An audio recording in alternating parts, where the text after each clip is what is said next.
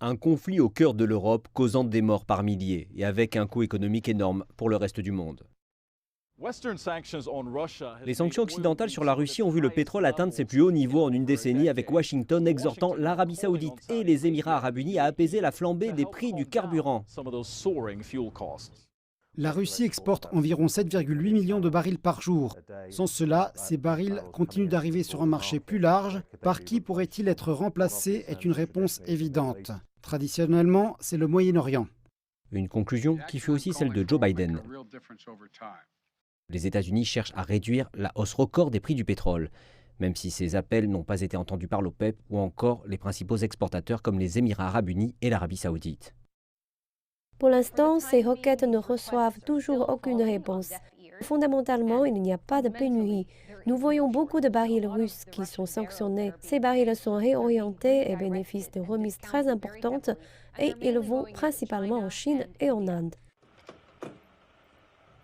Et alors qu'il y a des efforts pour substituer les approvisionnements manquants au sein des pompes occidentales, tant par les États-Unis qui ont commencé leur plus grand déblocage de réserves de pétrole, que par l'Agence internationale énergétique, mais cela n'a eu que très peu d'effet.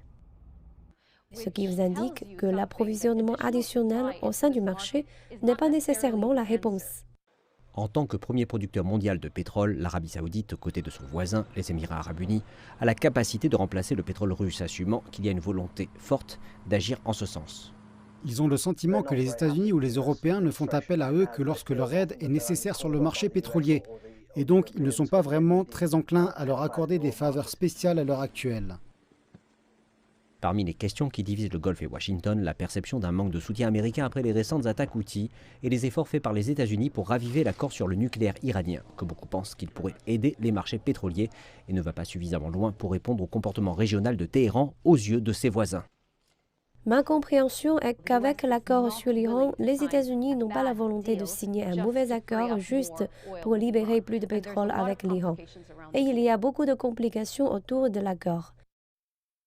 Les pays du Golfe devraient continuer à bénéficier des prix du pétrole plus élevés, telle une conséquence du conflit en Ukraine, et l'Arabie saoudite devrait connaître un excédent budgétaire de 24 milliards de dollars cette année, son record en près d'une décennie est certainement stimulé par les conditions du marché. Tous les pays du Golfe ont des plans de développement très agressifs par lesquels ils souhaitent bâtir beaucoup d'infrastructures et livrer beaucoup de projets d'ici 2030 environ. Une hausse des prix du pétrole soutient ces plans de développement. Un avantage qui pourrait demeurer jusqu'à ce que la réalité change sur le terrain.